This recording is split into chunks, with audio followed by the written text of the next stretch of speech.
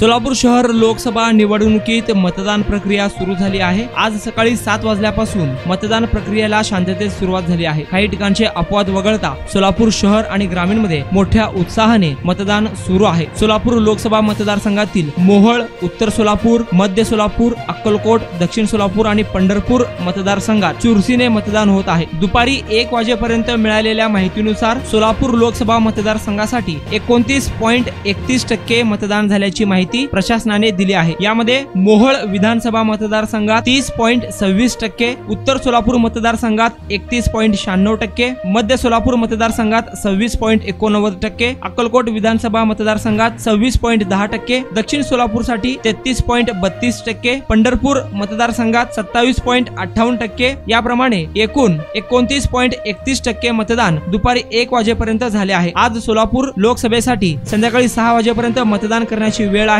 संध्याकाळी 6 वाजेपर्यंत किती टक्के मतदान होणार याकडे सर्वच राजकीय पक्षांचे लक्ष लागून राहिले आहे। मात्र दुपारी 1 वाजेपर्यंत मिळालेल्या माहितीनुसार सोलापूर लोकसभेसाठी 29.31% मतदान झाले आहे।